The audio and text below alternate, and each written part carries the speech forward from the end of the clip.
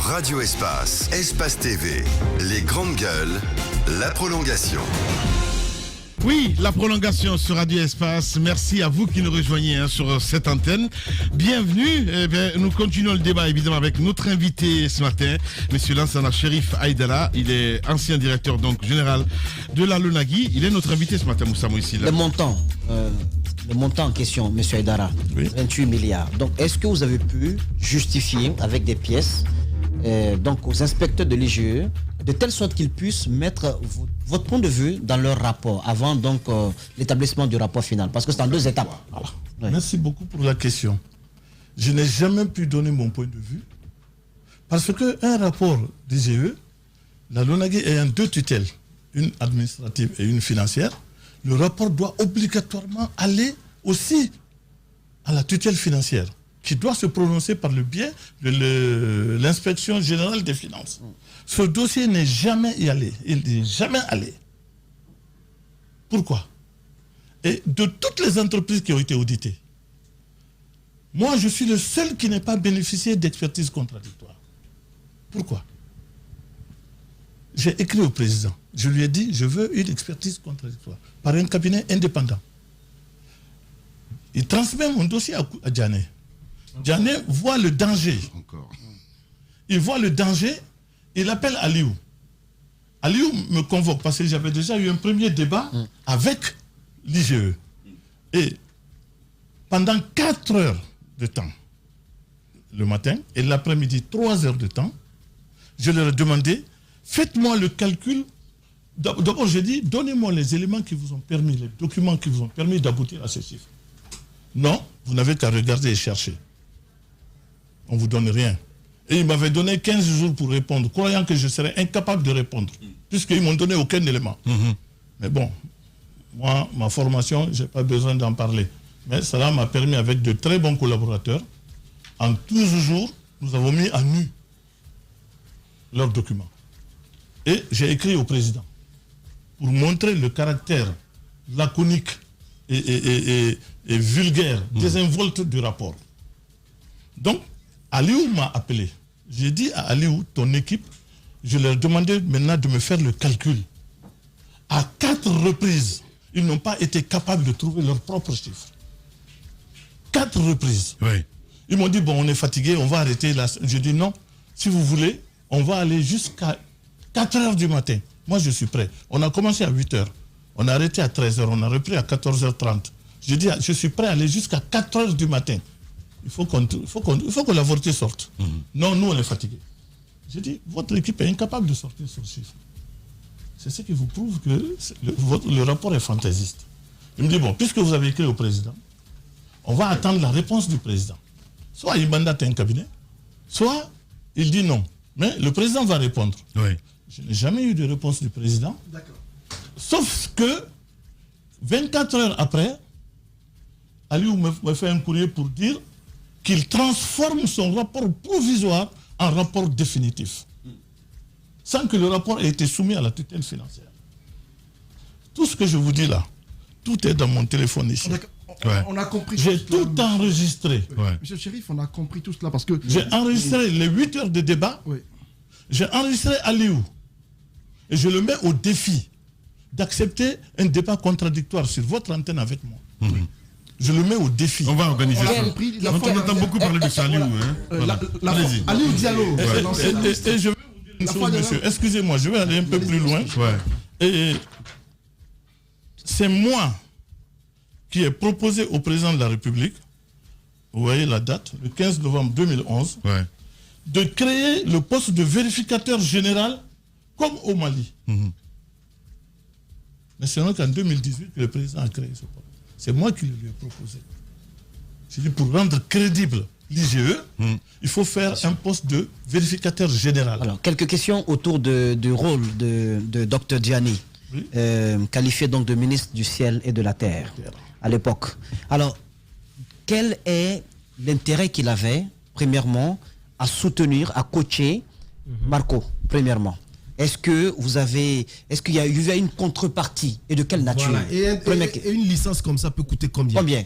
En contrepartie, qu'est-ce qu'il gagnait? Vous répondez à cette question avant que je continue. Vous pouvez continuer, je peux répondre. Deuxièmement, toujours par rapport à Dr Diané, j'ai en main un document signé de lui qui date de 2018, là où il écrit au président, il transmet un mémorandum sur la gestion à l'époque de PME, qui était donc géré par Jean-Jacques Grenier. Voilà. Donc, du coup, dans ce mémo, il explique, il transmet donc au président un mémorandum qui dépeint PMU comme étant une entité qui est assez mal gérée et qui peut être redressée si la gestion est confiée à trois personnes qui seraient toutes les trois, donc toutes de la LONAGUI. Alors, est-ce que vous avez eu accès à ce courrier? Parce qu'il y a quand même des éléments assez majeurs qui sont dénoncés dans ce courrier. Vous, en tant que directeur de la LONAGUI, vous ne pouviez pas ne pas être au courant de cela. Ou bien vous étiez en acquiescence avec Jean-Jacques Grenier à l'époque pour ne pas voir toutes ces failles donc, qui faisaient des manques à gagner à l'État guinéen. Merci beaucoup de la question.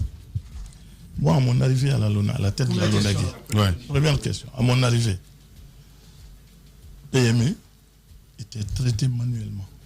C'est moi qui ai forcé l'informatisation.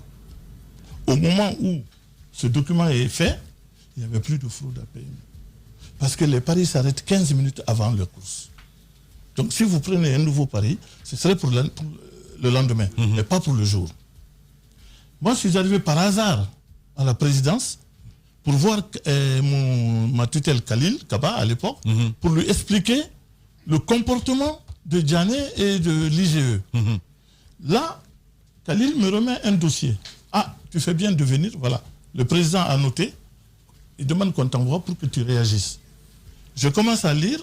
Je m'aperçois qu'il y a 2 personnes, les 3 personnes, que Diané qualifie d'administrateurs civils. Vous comprenez? Ce titre-là, on ne doit pas s'amuser avec ça. Il faut respecter l'État. Quels étaient les intérêts de Diané justement avec Marco? C'est la première question que Moussa Les intérêts de Diané avec Marco, parce que Diané était l'interlocuteur privilégié de Sankon au port, et Marco était le responsable du protocole de Sankon au port. D'accord. C'est comme ça qu'ils se sont connus, et tout ce que Diané fait, il passe par Marco. Donc Marco, ils se sont connus comme ça. Et Marco était impliqué aussi dans les activités du parti. D'accord. Bon, donc, pour Marco, c'est un droit. Mais sauf que, si vous voulez écouter, vous écoutez. Non, attendez, je vous laisse. On a déjà une bombe en audio, on va attendre plus tard pour ça. Et Marco, comment dirais-je, Marco dit dans l'audio,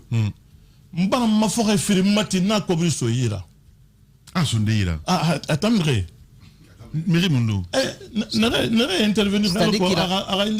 Il a vendu 2 de ses terrains, 2 de ses parcelles. Non, pas parcelles, maison. Qu'il a vendu. Donc, c'est ton problème. Je t'ai dit de ne pas donner un centime à qui que ce soit. Je te dis qu'à la LONAGUI, on n'a pas d'intermédiaire. On ne donne pas d'argent. Si tu as donné l'argent, c'est ton problème. Il m'a dit, oui, c'est vrai, tu m'avais dit de ne pas le dire. Tu m'as même écrit pour dire de ne pas donner d'argent à quelqu'un. J'ai dit, pourquoi tu as donné?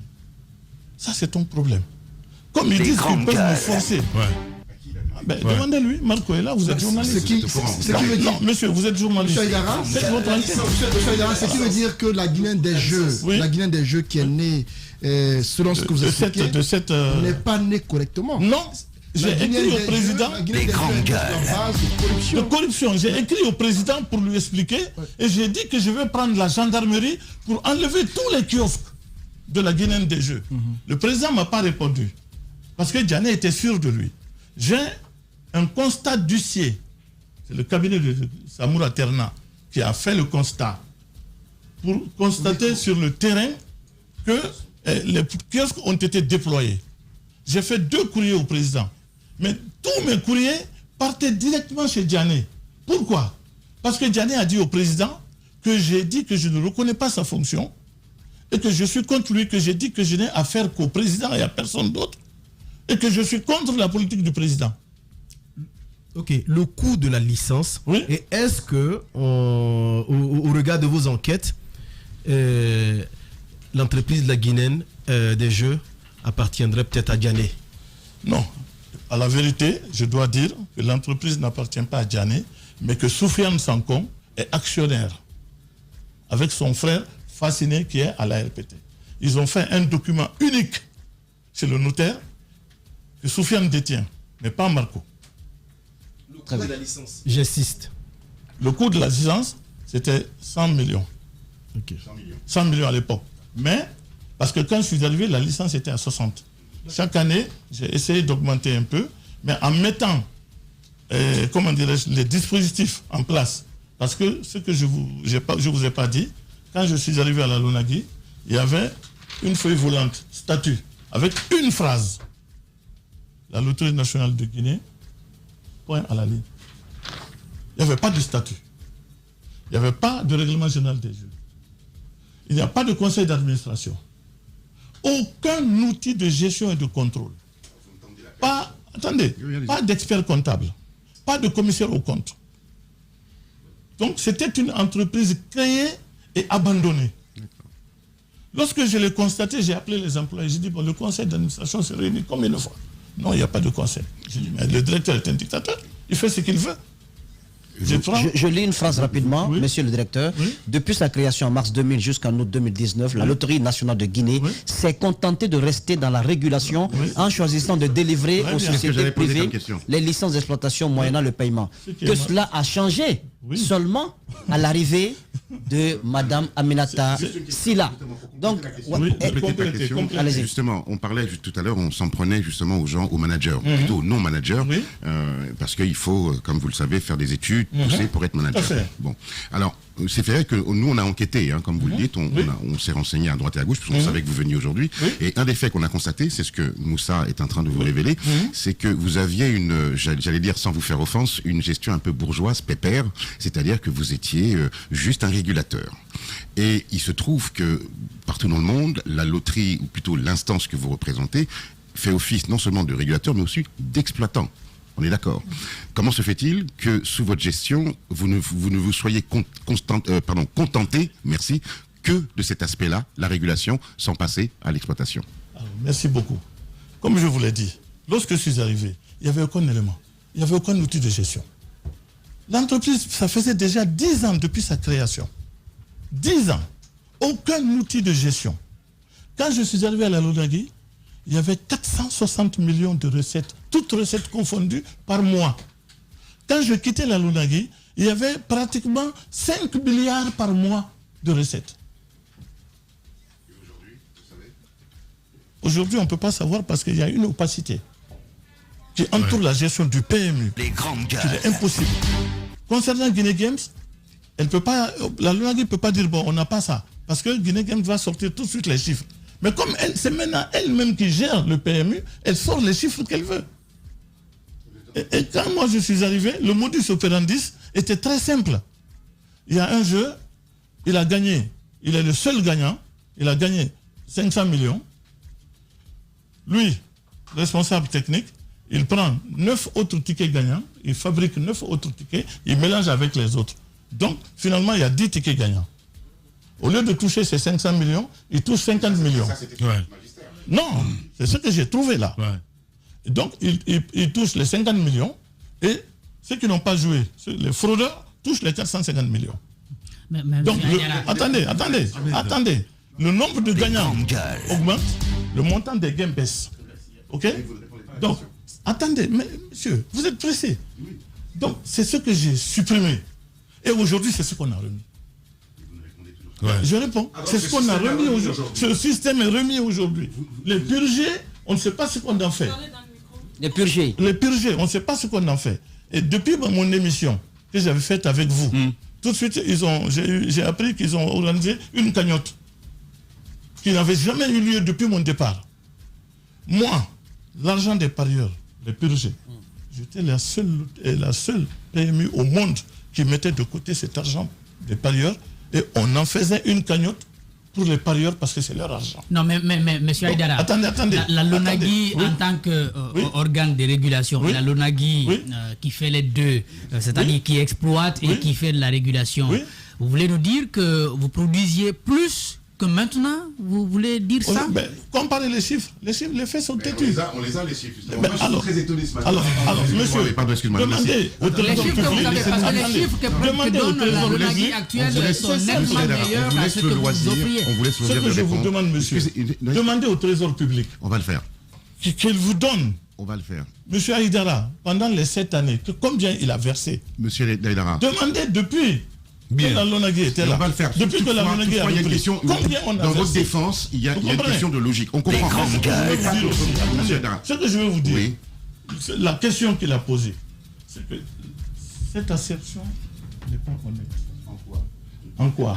En ce sens que quand elle est arrivée, elle a dû quand même trouver sur mon bureau des études pour faire des jeux de grattage. La nouvelle directrice. La nouvelle directrice. Ok.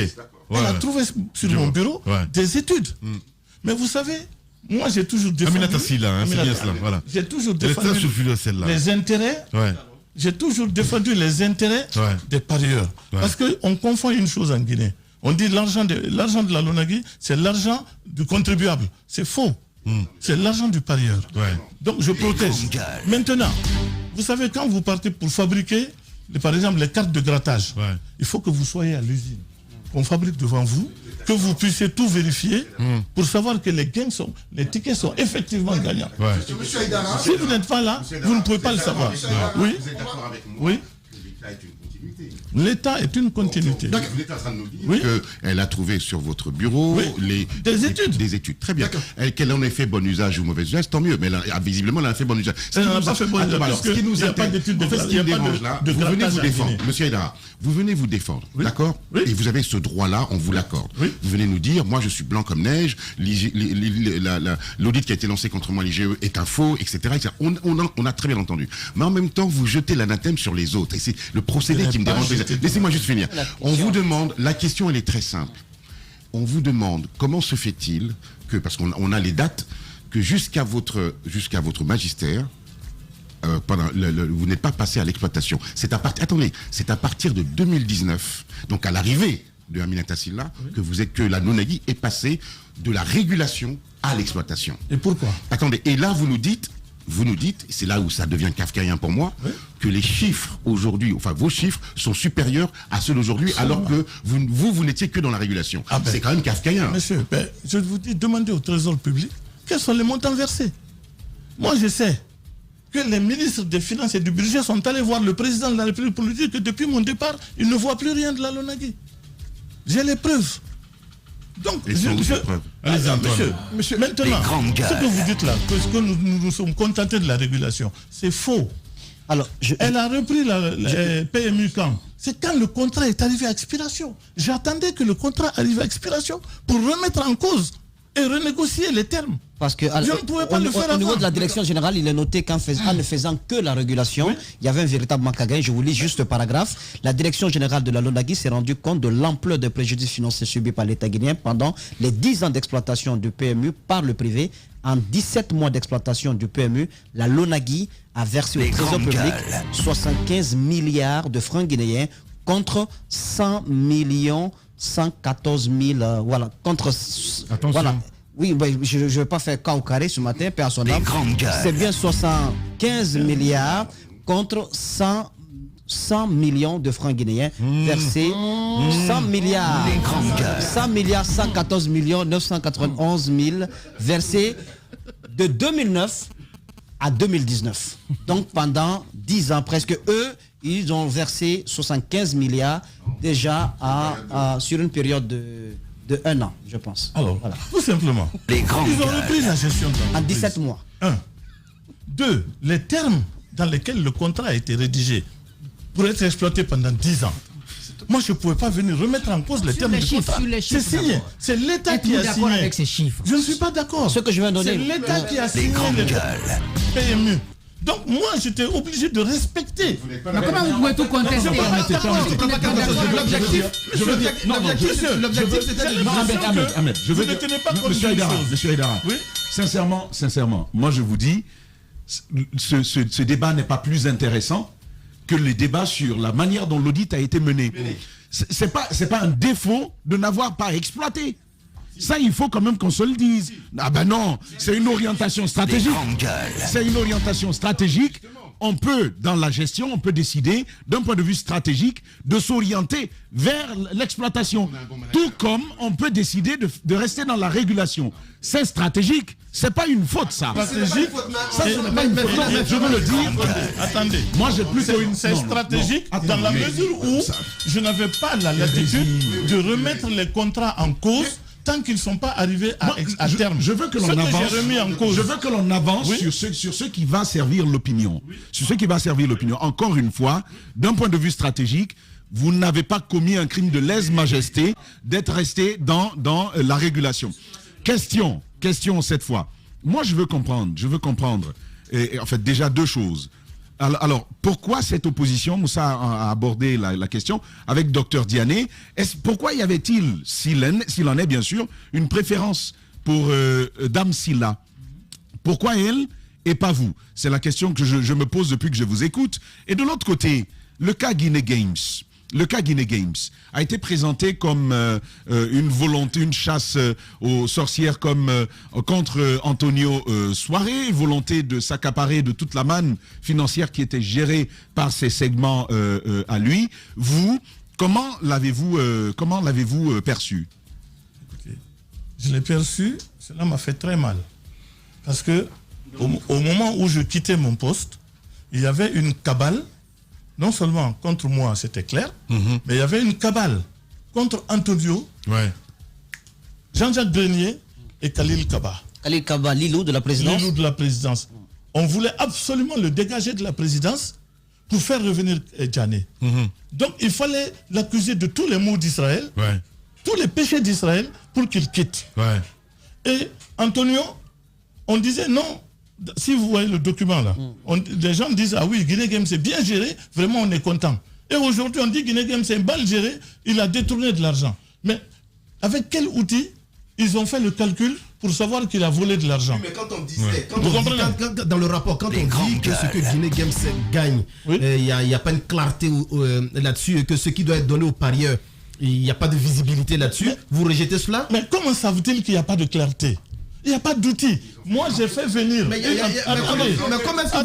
comment est-ce que vous vous êtes rendu compte que, par exemple, un client qui gagne 500 millions, on rajoutait là-dessus pour faire 10? Ça, c'était PMU, c'était le modus operandi. Oui, mais peut-être qu'il y avait une stratégie que vous n'avez pas peut-être pas vue. Non, moi, je suis arrivé. Aussi, peut-être qu'ils ont fait une enquête. Vous n'avez pas compris. Quand je suis arrivé, j'ai fait une enquête.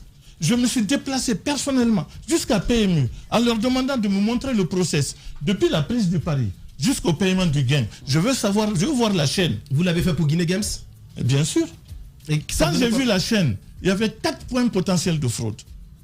Donc je leur ai dit, vous arrêtez tout de suite. Sinon moi, la Lonagui reprend la gestion. Même si on doit le faire par la force, on va le faire. Et c'est là où Grenier a fait venir 2 experts de France dans la semaine. Et au bout de quelques jours, au bout de quelques semaines, les gens ont commencé à gagner 10 millions, 15 millions. On a dit que c'était un hasard. On ne gagnait plus à l'intérieur de la Guinée. Ils ont commencé à gagner. Quelqu'un a gagné 19 millions à Zéro-Corée. Après, 54 millions. Ensuite, c'est monté crescendo jusqu'à 600 millions. D'accord. Question importante. Au-delà de 600 millions, j'ai fait une cagnotte. Nous avons fait ici, PMU, 1,4 milliard un gain. 1,4 milliard un monsieur Milimono. Nous avons battu le record des gains en Afrique de l'Ouest. Bien. Allez, dernière question, Antoine. Le constat que je fais depuis votre départ de la tête de la Lonagui, je constate que vous avez eu du mal à accepter ce état de fait. Vous en voulez beaucoup à Madame Silla? Non, pas à Silla.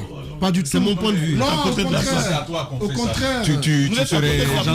Non, c'est mon point de vue. C'est ce que je vous dis. Je remarque un cadre. On te colle 28 milliards d'argent détourné sans que tu n'aies la possibilité du principe du contradictoire. Je pense que c'est ça le vrai problème au niveau de la Lonagui. Allez-y, Antoine. Je remarque un cadre. Je remarque un cadre se bat pour laver son honneur. Vous pensez avoir été sali, vous voulez vous défendre par tous les moyens. Alors, j'ai envie de comprendre. À l'époque, il y avait un justice de l'État qui était l'actuel ministre, le récent ministre de la Justice, Maurice Doumbouya. on a vu brusquement le processus a été arrêté à votre niveau. Paul Moussa Diawara a fait la prison. Vous, on a bloqué le processus. On ne sait pas ce qui s'est passé. Beaucoup attendaient que vous alliez aussi en prison. Ça n'a pas eu lieu. Dites-nous clairement ce qui s'est passé pour ne pas que pour votre cas, vous soyez en prison. Et pour le siège de la LONAGUI actuelle, on constate que les flambants neufs, dans quelles conditions ce siège a été construit? Est-ce que vous y avez participé? Il n'y a aucun siège qui a été construit. Non, pas construit. C'est un bâtiment de 2 étages qu'on a pris, qu'on a badigeonné de peinture. On a invité le président à inaugurer et on dit à coût de 28 milliards. 28 milliards. 28 milliards. Ouais. Bon, moi, j'ai eu un terrain nu à Koloba pour édifier 9 niveaux, dont un sous-sol. À combien? 23 milliards. Toutes les études sont faites là-dessus? Tout. 23 milliards. Aminata qui a rejeté le dossier parce qu'il ne voulait pas, il voulait pas construire. Ils ont voulu détourner. L'argent a été détourné. Mais j'apprends que pour la même construction, vous aviez reçu une entreprise très proche de Dr Diané. J'ai reçu une entreprise proche de Dr Diané qui est dirigée par un certain Kake, qui est venu à mon domicile pour me demander de lui donner la construction de cet immeuble. Ouais. Pourquoi? Elle s'appelle comment? Pourquoi? Les grandes gueules. Moi je ne donne pas. Pourquoi? Parce que vous faites la radio. Non, attendez. Parce que ce monsieur et Dr Diané ont obtenu un contrat en Sierra Leone de 230 et quelques millions de dollars. Bon, moi, avec mes petits 23 milliards de francs guinéens, si je leur donne le marché, est-ce qu'ils vont accorder la priorité à mon chantier? Et si le Diané bloque, qu'est-ce que je vais dire? C'est ce que j'ai fait. Qu'est-ce que je vais faire? Monsieur Aïdara. Je ne peux rien faire. Monsieur Aïdara. Donc, j'ai refusé de donner. Pourquoi le processus? Attendez, je vous explique. Le lendemain matin, on m'appelle des marchés publics. Ah, il paraît que tu as donné ton accord pour donner à telle entreprise. J'ai dit c'est faux. Ce qui est très grave. J'ai dit, Nga, donne le marché à celui qui le mérite. Moi, je ne veux pas de problème, c'est l'argent de l'État. Nous, entreprises, je soutiens lui. Et j'ai des preuves, j'ai des témoins. Ouais. Elle me dit c'est la première fois que j'entends ça ici. Parce que dès qu'il y a un marché, tout le monde appelle. Je dis, Nga, donne le marché à celui qui le mérite. Moi, un problème, Rome. Et c'est comme ça que le marché a été attribué à une autre entreprise. Après, tout le monde était unanime pour dire que c'est une entreprise très sérieuse, qui respecte les délais et qui réalise dans les règles de l'art. Alors, M. Aïdara, l'autre question. Pourquoi le CNRA? Parce qu'il y avait l'argent qui était là, il fallait le détourner. On s'est dit on n'en a pas besoin, on n'a pas besoin de siège, donc on garde l'argent. Alors que moi, mon objectif, c'était d'aider l'État en construisant un siège. On a que en faisant, 2 minutes. En faisant plusieurs étages. On revient sur la première question d'Antoine. Oui. Allez-y, Jacques Léon. Pourquoi le processus a été interrompu à votre niveau? Écoutez, le processus a été interrompu, la société adjudicataire. Ce n'est pas le processus de construction. Non, le processus judiciaire qui était engagé contre vous. Ça n'a pas été interrompu. Allez demander à Mori Doumbouya, qui était agent judiciaire de l'État, que moi je qualifie d'agent jouisseur de l'État. Vous comprenez? Ce monsieur m'a appelé dans son bureau, devant mon avocat, Maître Abdul Karim Djabi. C'est un avocat, c'est un auxiliaire de justice, il est assermenté, vous pouvez l'appeler. Il a dit, grand frère, il n'y a rien. J'ai vérifié, il n'y a rien. Donc son collaborateur, Silla, a voulu donner. Bon, nous, voilà. Il dit non, tu t'étais, même si c'est 0 francs, tu dis rien, on donne ça à notre hiérarchie. Il n'y a rien. Et Aliou m'a appelé pour me demander de ne pas affaiblir son rapport. Et je lui ai dit que je ne suis pas là pour renforcer un rapport, je suis là pour la vérité. Si je mens, que je réponde devant Dieu le jour de la résurrection. Si vous avez un Coran, je vais mettre la main dessus tout de suite, je vais jurer sur le Coran. Si Mori Doumbouya ne m'a pas dit ça, je vais mettre la main sur le Coran. Parce que je devais venir avec le Coran. Et j'étais pressé, j'avais peur des embouteillages, j'ai oublié. Je jure, si c'est faux, que je réponde devant Dieu le jour de la résurrection. Il m'a dit, d'abord il n'y a rien, moi je vais dire la vérité. Ensuite il m'a dit, Aliou m'a appelé pour me demander de ne pas affaiblir son rapport. Parce que Aliou à l'époque, c'était quoi? Il avait l'ambition de revenir au gouvernement. Donc il fallait aller dans le sens de Diané. Maintenant Mori, quand Diané a vu que le dossier était bloqué, parce que la première juge de Kaloum, Mme Mariam Doumbouya, elle a bloqué, elle a dit qu'elle ne juge pas, que parce que le dossier n'est pas clair et que c'est à charge. Il n'y a aucune enquête dans le dossier. Ouais. Donc, Madame Doumbouya a refusé. Mouri ne savait plus où donner de la tête. Il est allé trouver un substitut de procureur à Kaloum là-bas, dont je tairai le nom, parce que... Non. Mais vous êtes des journalistes. Faites votre enquête. Donc, ce monsieur, j'étais dans Athènes. Ouais. Dans le bureau de ce dernier, ils ont fait un simulacre d'audience pour dire, bon voilà, on a décidé, c'est ça, on met en délibéré. Comprenez? Donc, parce que tout simplement, Mouri Doumbouya a reçu l'assurance que s'il m'amène en justice et qu'il me crée des problèmes, il va rentrer au gouvernement. Ok. Ouais. Mouri doit sa promotion à cette affaire-là. Je le dis, je le répète, à haute et intelligible voix. Une question. Non, mais c'est très intéressant. Mais dites-moi, monsieur Haïdara, finalement, vous avez été combattu par votre propre camp. D'autres camps parlent aussi de la primature qui avait sa main noire dans cette histoire-là. La primature m'a envoyé une feuille volante rédigée en anglais pour me dire je vous adresse un dossier de candidature pour une licence. Une feuille volante. Si je mens, que je réponde devant Dieu. Ouais. Je reçois, je dis, pourtant il a des cadres là-bas qui peuvent quand même gérer mieux le dossier. Donc, je lui ai envoyé le document que moi, à mon arrivée à la LONAGUI, j'ai mis au point. Il s'appelle méthodologie de qualification. Donc, je lui ai envoyé cette méthodologie. Vous vouliez qualifier la primature? Non. Les procédures. Les procédures. Les procédures, évidemment. Pour que les entreprises puissent avoir la licence, il faut qu'ils soient qualifiés. Donc, j'ai envoyé ça. Il y a une photo, je demande à la régie de préparer la photo. Il y a une photo que j'envoie à la régie. Merci. Je le demande de la préparer. De me transmettre un dossier complet contenant les éléments ci-après et rédigé en français, langue de travail officielle de la République de Guinée. Depuis la primature, il était à l'époque au partenariat public-privé. Le PM à l'époque. Le PM de l'époque. Ah, ben d'accord, ok. Donc, je suis devenu le type à abattre. Alors, monsieur Haïdara, ce qu'il y a d'intéressant dans votre... Attends,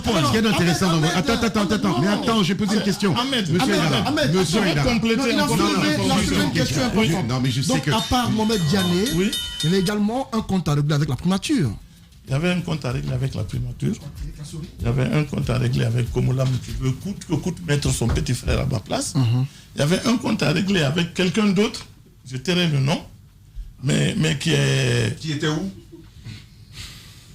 Bon, c'était un haut militaire. Et avec du recul. Un haut militaire. Un haut militaire. Il a déjà... Monsieur Haïdara, Monsieur Haïdara, besoin de taire son nom. Monsieur Haïdara, avec du recul, avec du recul. Ce haut militaire, je vais faire une révélation. Vous savez, le président a été fermé un casino. Vous vous souvenez? Ce jour, j'étais très malade. Mon diabète m'avait... C'était chemin de fer. Mon diabète m'a beaucoup fatigué. C'était un samedi. Je suis allé me coucher. Je me réveille à 17h pour prier. J'ai 17 appels. Ok. J'appelle, je tombe sur Yayo. Qui me dit, le président nous réclame tout de suite. J'arrive, il y avait Yayo, son adjoint, et ce général. Quel général? C'est un général. Non. C'est un général. Moi, et le président me dit, le président dit, je ne vous crois pas, c'est trop le facile. président dit, non. Le président dit, c'est pas toi. Nous C'est sommes pas chez toi les qui m'as grands dit que ce sont Monsieur. les militaires qui soutiennent les casinos clandestins. Monsieur Haïdara. Je l'ai dit, Monsieur je Haïdara. l'ai écrit. Voilà. Bon, oui, mais c'est qui ce général? Pourquoi? Attendez, pourquoi? Lamine, c'est pas ça. Pourquoi? J'arrive à manquer pas. Je vois un immeuble où les Chinois montent et descendent. Je dis, il y a un problème. Parce que les Chinois n'aiment pas la clarté. Je dis, il y a un problème. Donc, tout de suite, je saisis officiellement Tchegoro pour une enquête. Tchegoro dépêche une équipe qui a passé 72 heures sans dormir. Et la nuit, le troisième jour, l'équipe, nuitamment, monte, surprend le casino clandestin. Il y avait un béret rouge. Ils ont arrêté le béret rouge, ils lui ont demandé qu'est-ce que tu fais là? C'est mon ministre qui m'a détaché pour la protection du Chinois. Ouais. On n'a pas qu'il meure. Donc, le matin, les jeunes m'appellent. Ah, directeur, nous on commence à prendre peur. On a trouvé un Chinois, mais aussi un béret rouge. Et il nous a dit qu'il est là sur ordre de son ministre. J'ai dit, bon, puisqu'il vous a dit pourquoi il est là, laissez-le, mais prenez le Chinois. Ils ont arrêté le Chinois. Même pas 10 minutes, un haut gradé de l'armée téléphone pour dire, relâchez-le, c'est mon voisin. Wallahi billahi tallahi. Mais c'est qui ce haut gradé? Donc, écoutez, Ça vient. Non. Allez-y. Je dis, Donc, oui. gardez le Chinois. Il m'a dit, nous avons pris son passeport. J'ai dit, escamotez le passeport. Gardez-le. Ils ont pris le Chinois, ils l'ont amené à la maison centrale. Le lendemain, le Chinois était dehors. Qui l'a libéré? J'ai dénoncé au président de la République. Non, publiquement. Pourquoi? Monsieur, Attendez, mais ne hurlez pas, je pose des simples questions. Ne hurlez pas là. Non, je pose ça. Monsieur Ahmed, quand vous menez une enquête, si vous commencez à faire du bruit autour de l'enquête, vous ne saurez plus rien. Vous êtes obligé de faire attention, d'aller doucement. Mais qu'est-ce qui s'est passé aussi? C'est que le président de la République...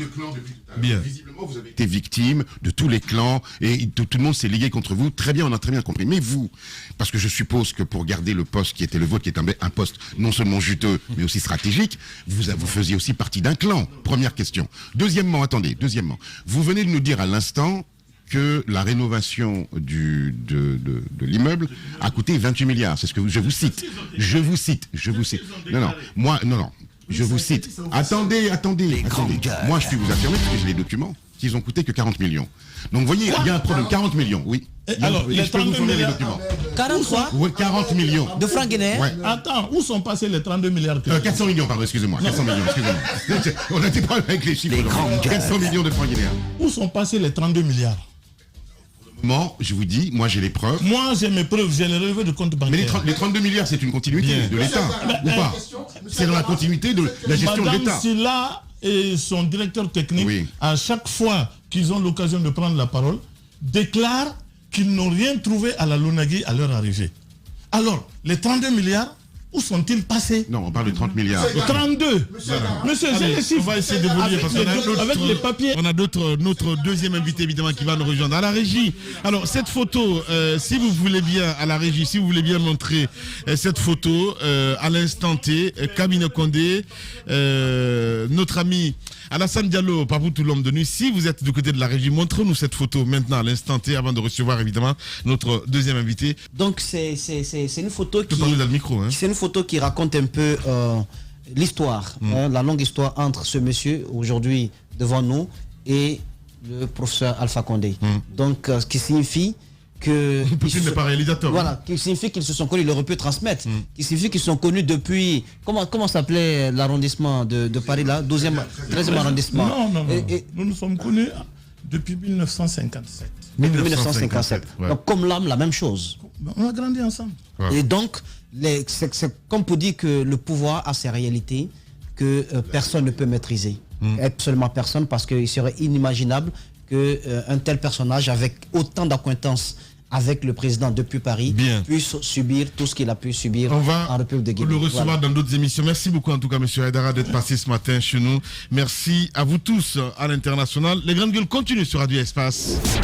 24 heures sur 24, au cœur de la Guinée profonde. Radio Espace. Radio Espace. C'est la Guinée. Dernière ligne droite, évidemment, 20 minutes à passer ensemble encore dans cette émission Les Grandes Gueules. Continuez à réagir, le contact s'affiche juste en bas de l'écran. Notre deuxième invité s'installe déjà dans ce studio. Eh bien, on parle, on va dire, comment dire, Tamba? Absolument. Géopolitique.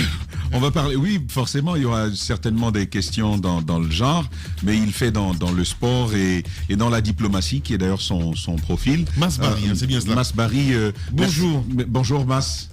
Bonjour à tous, merci pour l'invitation. D'accord, c'est la première fois sur notre plateau, je crois, en tout cas dans les Grandes Gueules, très méconnu, j'imagine, des Guinéens.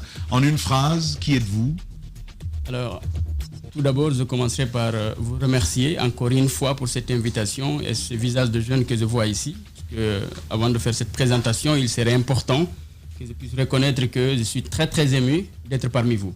Ça, c'est déjà quelque chose que vous voulez dire. Merci. Alors, Masbari, jeune Guinéen qui est né ici, à Bokeh particulièrement, qui a fait ses études ici avant de partir en France.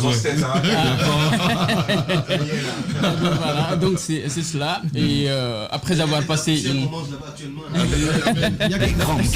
Ne vous inquiétez pas. Après avoir passé une bonne partie de mes études ici, je me suis retrouvé en France où j'ai fait des études de sciences politiques à l'Institut d'études politiques de Lyon, après l'Institut de relations internationales et stratégiques de Paris, et j'ai fini aussi par un bac plus 5 obtenu à l'Institut français de géopolitique. Donc voilà, en un mot, si on peut dire ce qui caractérise les qualifications, ça m'a parlé de formation que j'ai suivie.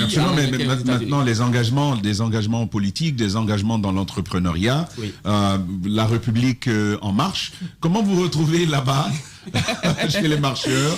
Eh ben, alors figurez-vous bien que je me suis retrouvé dedans simplement parce qu'en 2015, je suis membre fondateur des Jeunes avec Macron. D'accord. Nous qui avons mis en place ce mouvement-là. On a accompagné le président Macron jusqu'à son élection et donc les choses ont continué tout simplement.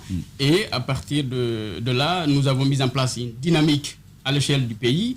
C'est nous qui partions faire la grande marche pour toquer aux portes, dire aux gens que nous avons une offre nouvelle, même si c'était difficile de le faire entendre parce qu'il n'y avait pas un ancrage local. Donc c'est là que c'est parti, avant de devenir, depuis 2020, co-responsable du pôle jeunesse, sport et grands événements sportifs de la République en marche.